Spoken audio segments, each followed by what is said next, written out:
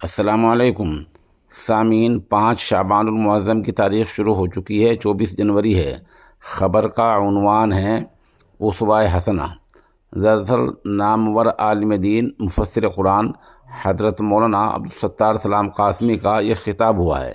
یہ خطاب جامع مسجد فتح نگر حیدرآباد میں ہوا ہے اور یہ اسوہ حسنہ کے پس منظر میں ہوا ہے۔ لقد كان لكم في رسول الله أسوة حسنة لمن كان يرجو الله واليوم الآخر وذكر الله كثيرا صدق الله العظيم۔ معزز حضرات، بزرگوں اور دوستوں، آج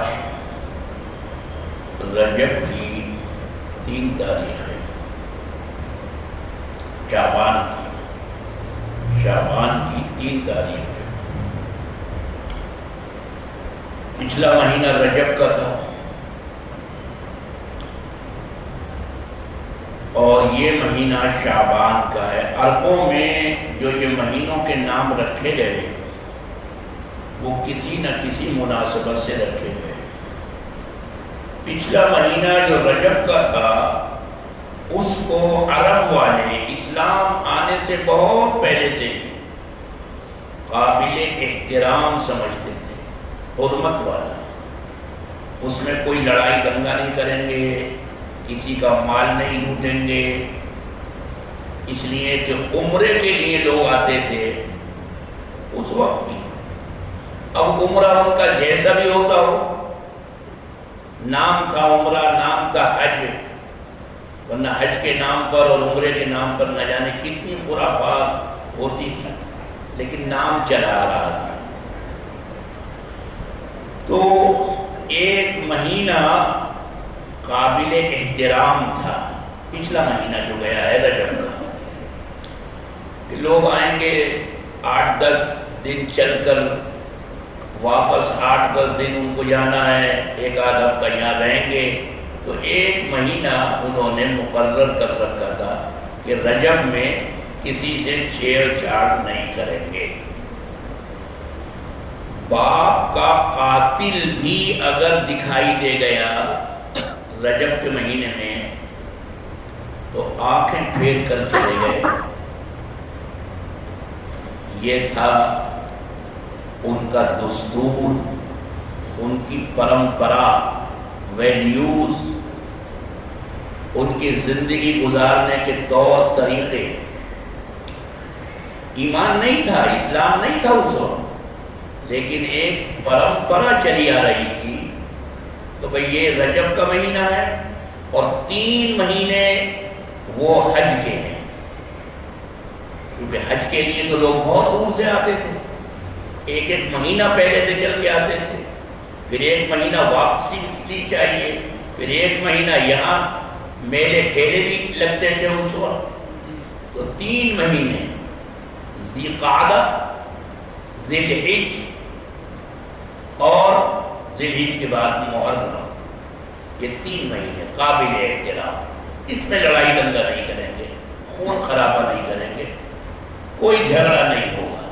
اور یہ رجب کا مہینہ جو پہلے ابھی گیا ہے اور آج شعبان کی 3 تاریخ ہے، تو ایک مہینہ وہ رک کر اس مہینے کا چاند دیکھتا تو وہ پھر نکل پڑتے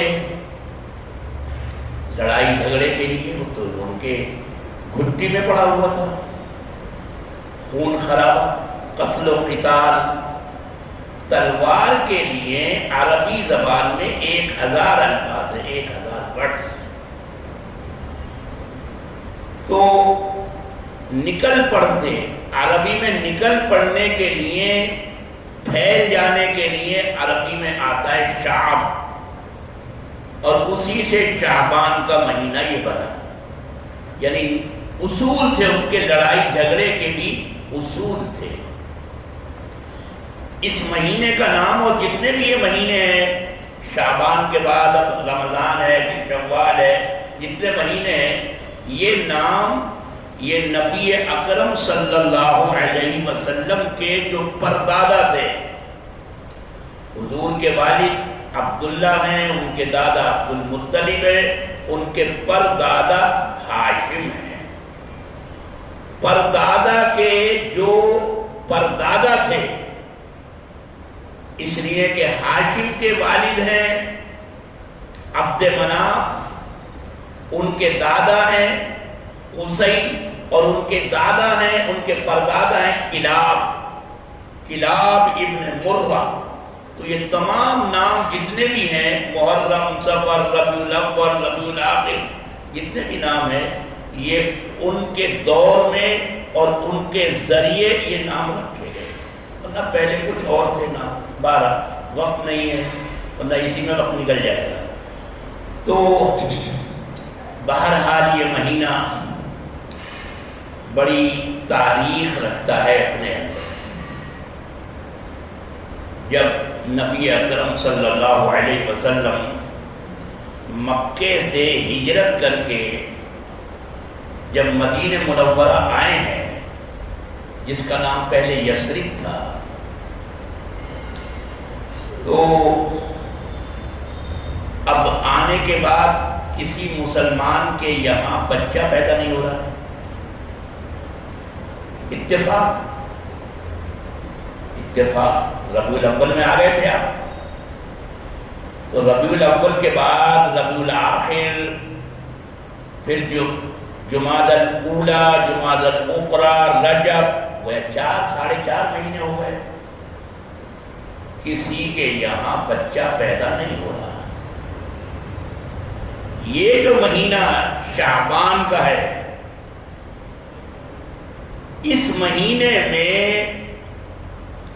اللہ نے حضرت ابوبکر صدیق کے نواسا پیدا ہوا، زبیر ابن عوام کے جو داماد ہیں حضرت ابوبکر صدیق کے، ان کے بیٹا پیدا ہوا عبداللہ۔ یہودیوں نے یہ پروپیگنڈا کر رکھا تھا کہ ہم نے بندش کر رکھی ہے، کوئی بچہ پیدا نہیں ہوگا۔ جادوگری کے تو ماہر تھے وہ یہود، جادوگری میں بہت بڑے ماہر تھے۔ عبداللہ ابن سلام یہودیوں کے بہت بڑے عالم، بہت بڑے عالم، مسلمان ہو گئے۔ وہ کہتے ہیں کہ میں اگر ایک خاص دعا پڑھ کر نہ سوؤں رات کو، تو یہ یہودی مجھے گدھا بنا دیں، یہ ان کے الفاظ ہیں۔ جادو کہتے ہیں میں دعا پڑھ کے سوتا ہوں، تو جانتے تھے ظاہر ہے وہ اسی فرقے کے تھے، اسی کمیونٹی کے تھے، اسی وہیں سے نکل کر آئے تھے، بہت بڑے عالم تھے۔ تو انہوں نے یہ پروپیگنڈا کر رکھا تھا کہ مسلمانوں کے یہاں کوئی بیٹا پیدا نہیں ہوگا، ہم نے بندش کر رکھی ہے، رکاوٹ کر رکھی ہے۔ اللہ نے بیٹا دیا اسی شعبان کے مہینے میں، پہلی ہجری سن، ہجری اول پہلی۔ بڑی خوشی ہوئی، بڑی خوشی ہوئی۔ زبیر ابن عوام یہ رسول اکرم صلی اللہ علیہ وسلم کے بھائی ہیں، پھوپھی ذات، پھوپھی ہیں صفیہ، یہ ان کے بیٹے ہیں عوام۔ عوام جو ہیں یہ بھتیجے ہیں حضرت خدیجہ کے، جو رسول اکرم صلی اللہ علیہ وسلم کی زوجہ محترمہ ہے، ام المومنین ہے۔ عوام ابن خویلد اور ان کے بیٹے ہیں زبیر، رسول اکرم صلی اللہ علیہ وسلم کے حواری ہیں۔ آپ نے فرمایا ہر نبی کے حواری ہوتے ہیں، میرے حواری زبیر ابن عوام ہے، جن کے بیٹے ہوئے عبداللہ، بڑے بہادر، رسول اکرم صلی اللہ علیہ وسلم کی حفاظت کے لیے ہر وقت حاضر، تمام جنگوں میں شریک، اور نبی اکرم صلی اللہ علیہ وسلم پر جانثار حضور نے جن 10 صحابہ کو نام لے کر بشارت دی کہ تم جنتی ہو، تم جنتی ہو، تم جنتی ہو، ان میں زبیر ابن عوام شامل ہیں۔ ان کے بیٹا پیدا ہوا، تمام مدینے میں خوشی کہ یہ جو پروپیگنڈا تھا یہ غلط تھا۔ بعض دفعہ آدمی پروپیگنڈے سے متاثر ہو جاتا ہے، دنیا ہے، پروپیگنڈے کی دنیا ہے، آدمی متاثر ہو جاتا ہے۔ اسی مہینے میں شعبان ہی کے مہینے میں جنگ ہوئی ہے، غزوہ بنو مصطلق، جس کو غزوہ مریسی بھی کہتے ہیں۔ اس میں نبی اکرم صلی اللہ علیہ وسلم کے ساتھ حضرت عائشہ گئی تھی، اور اتفاق سے وہ ہار جو تھا، وہ جب صبح کو وہ گئیں، اس وقت لیٹرین وغیرہ باتھ روم کا تو کوئی حساب تھا نہیں، اور ویسے بھی سفر میں جنگل میں دور جاتے تھے، تو واپسی میں کہیں جھاڑی میں وہ ہار کہیں اٹکا اور وہ وہیں گر گیا۔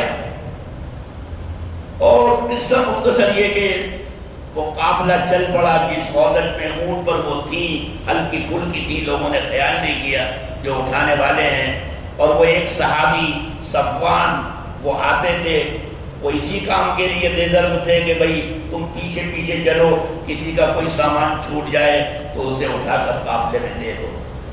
انہوں نے دیکھا دور سے کوئی لیٹا ہوا ہے، قریب گئے، ارے عائشہ، پردے کی حجاب کی آیات اترنے سے پہلے وہ دیکھ چکے تھے، جب تک حجاب کا حکم نہیں آیا تھا۔ انہوں نے کہا انا للہ و انا الیہ راجعون، یہ کیا ہوا؟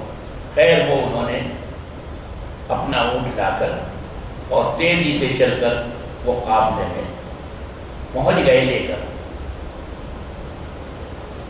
وہاں ان لوگوں میں منافقین کا جو سردار تھا عبداللہ ابن ابی ابن سلول، جو خار کھائے تھا رسول اکرم صلی اللہ علیہ وسلم سے کہ یہ کہاں یہاں آ گئے ہمارے یہاں، اس کی تاج پوشی ہونی تھی، طے ہو گیا تھا کہ تم مدینے کے بادشاہ رہو گے، یہ طے ہو چکا تھا، کنفرم تھا یہ۔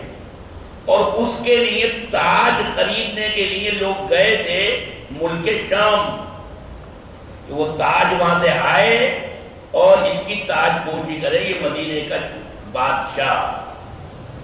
اتنے میں نبی اکرم صلی اللہ علیہ وسلم پہنچ گئے، بادشاہوں کے بادشاہ۔ لوگ اس کو بھول گئے اور سب نے آپ کے ہاتھ پر بیعت کی، تو اس کو یہ خار تھا، یہ اس کے دل میں تکلیف تھی کہ یہ کیا ہوا، میں بادشاہ نہیں بنا اس آدمی کی وجہ سے، یہ تکلیف۔ تو وہ ہر موقع پر پن مارتا تھا، ہر موقع پر کہیں نہ کہیں پن مارتا تھا۔ بہت سے واقعات ہیں اس کے، قرآن نے ذکر کیے ہیں۔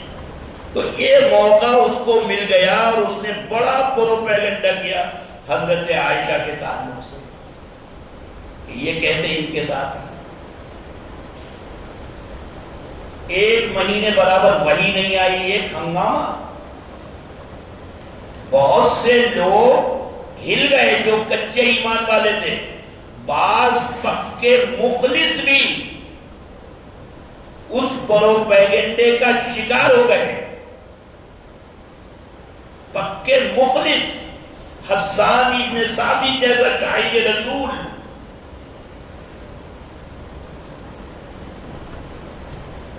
بڑا عجیب ماحول مدینے کا۔ اس وقت سورہ نور کی وہ 10 آیات حضرت عائشہ کی پاک دامنی میں نازل ہوئی، جس میں قرآن نے کہا کہ یہ لوگ جو پروپیگنڈا کرنے والے ہیں یہ منافق ہیں، مردود الشہادہ ہیں. یہ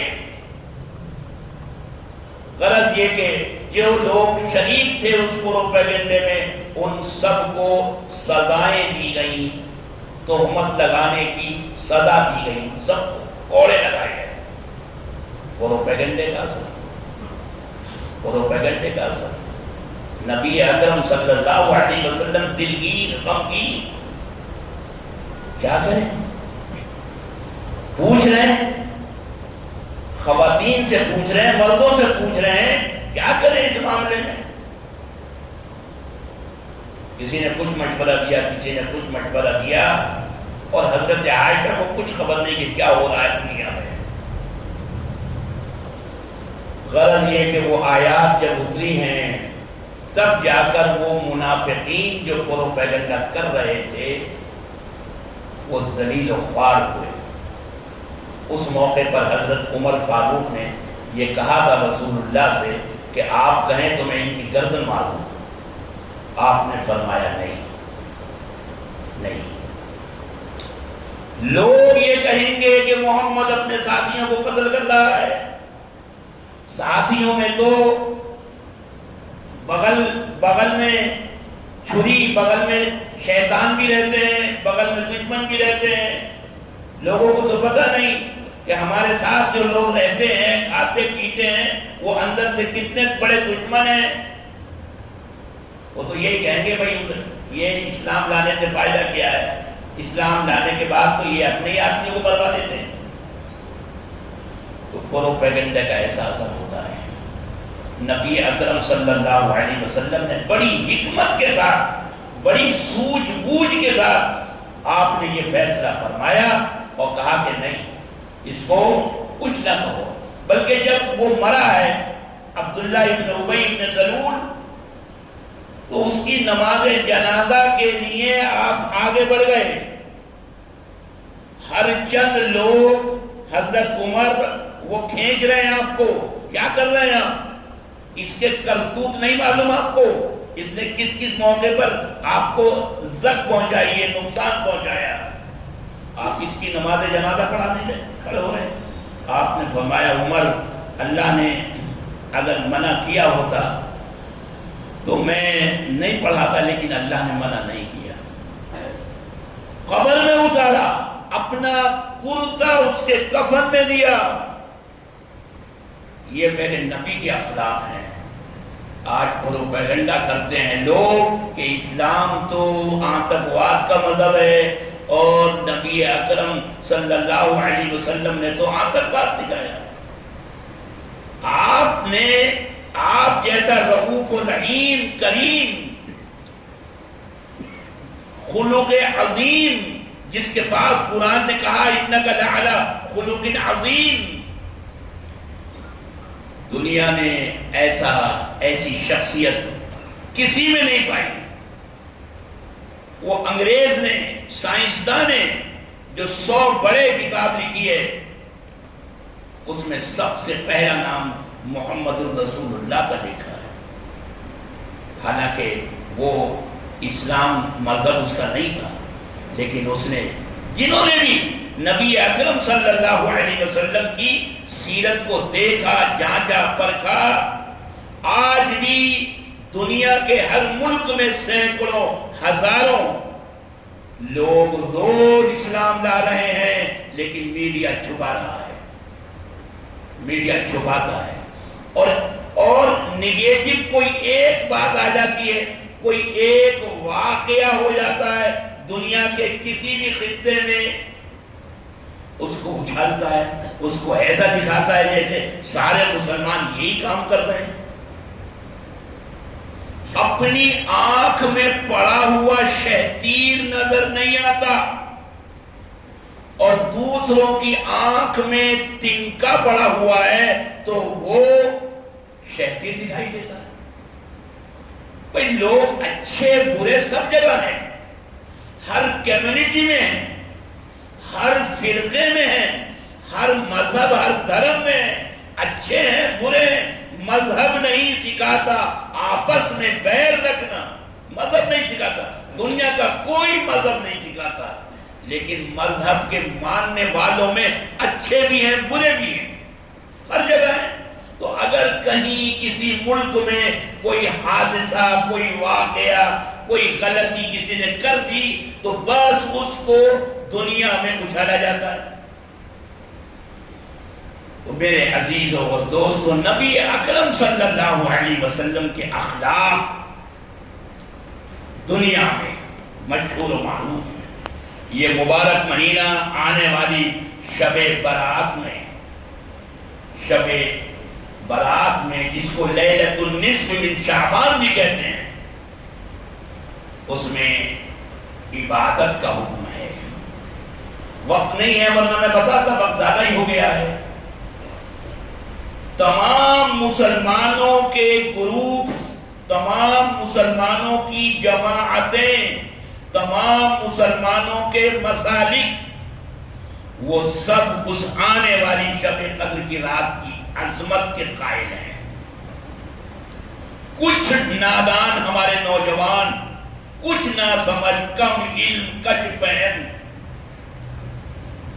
وہ اس طرح کی خبریں پھیلاتے ہیں، وہ بھی پروپیگنڈا کرتے ہیں کہ اس رات کی کوئی اہمیت نہیں ہے، اس رات کی کوئی اہمیت نہیں ہے، اس رات کی کوئی فضیلت نہیں ہے، صبح کے روزے کا کوئی ایسا حکم نہیں ہے۔ جو لوگ، جو اللہ کے بندے عبادت کے لیے مسجد میں جمع ہو جاتے ہیں، کچھ نفلیں پڑھ لیتے ہیں، کچھ قرآن کی تلاوت کر لیتے ہیں، ان کو بھی روک دیتے ہیں، وہ ان کی کم علمی ہے یہ۔ ورنہ جتنے بھی مسلک ہیں مسلمانوں کے، ان کے بڑے جو اکابر ہیں، علماء ہیں، وہ سب متفق ہیں۔ صرف 3 نام لوں گا اور اپنی بات کو ختم کر دوں گا، ورنہ بہت تفصیل سے بتاتا، میرے مضامین ہیں اس سلسلے میں مستقل چھپے ہوئے آج سے 20 سال پہلے سے، کہ ہمارے بھائی اہل حدیث، ان کے جو بڑے علماء ہیں، عبد الرحمن مبارک پوری رحمت اللہ علیہ، بہت بڑی شخصیت، ترمذی کی انہوں نے شرح لکھی ہے تحفۃ الاحمدی، انہوں نے لکھا ہے کہ اس رات کی فضیلت میں بہت سی احادیث ہیں اور جو شخص ان کا منکر ہوتا ہے وہ غلط ہے۔ عبد الرحمن مبارک پوری۔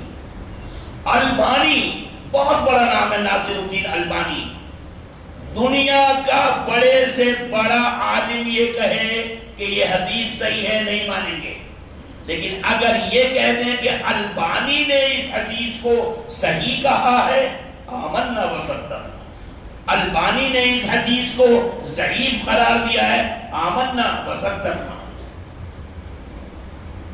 وہ ناصر الدین البانی لکھتے ہیں کہ اس رات کی فضیلت میں بہت سی احادیث ہیں اور اس کا انکار نہیں کیا جا سکتا۔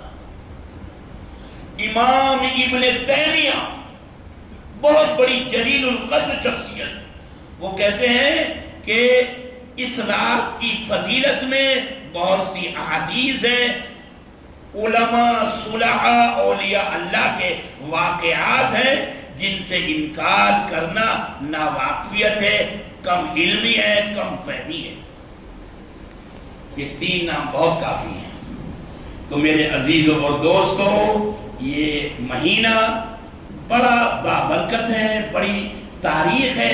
حضرت حسین کی پیدائش اسی مہینے میں ہوئی ہے، اور بہت سے واقعات ہیں، لیکن گھڑی گھڑی مجھے گھڑی کو بھی دیکھنا پڑ رہا ہے۔ اللہ تعالی ہمیں ہر رات کی اور آنے والی رات کی قدر کرنے کی توفیق عطا فرمائے۔ ہم دعا کریں پورے ملک کے لیے، پورے شہر کے لیے، پورے اسٹیٹ کے لیے، پورے ملک اور پورے عالم کے لیے کہ اللہ تعالیٰ خیر کا معاملہ فرمائے۔ وہ رات فیصلوں کی رات ہے، شب قدر، جو وہ بھی شب قدر ہے، یعنی مبارک رات، قدر و منزلت والی رات جو شب برات ہے، اس میں بھی اللہ تعالیٰ وہ غروب آفتاب کے بعد صبح صادق تک اس کی تجلیات خصوصی آسمان اول پر رہتی ہیں۔ اور حکم ہوتا ہے جو خدا کا میڈیا ہے، خدا کا میڈیا برابر اعلان کرتا ہے، انس و جن کے علاوہ کائنات کی تمام مخلوق اس خدائی میڈیا کے اعلان کو سنتی ہے کہ مانگو مجھ سے، گناہگار اپنے گناہوں سے توبہ کریں، جو رزق سے پریشان ہیں، اقتصادیات سے، جو کاروبار سے پریشان ہیں، وہ رزق کی مجھ سے دعا مانگیں، جو بیمار ہیں صحت کی دعا مانگیں، میں موجود ہوں دعا میں دینے کے لیے، ہم تو مائل بکرم ہیں، کوئی سائل ہی نہیں۔ اس رات کی قدر کریں، اس پوری رات میں پورے شہر کے لیے، پورے ملک کے لیے دعا کریں کہ اللہ تعالیٰ اس پورے ملک کو امن و امان کا گہوارہ بنائے اور ہر طرح کے شر سے، فتنے سے، فساد سے ملک اور ملک والوں کی حفاظت فرمائے۔ وآخر دعوانا ان الحمدللہ رب العالمین۔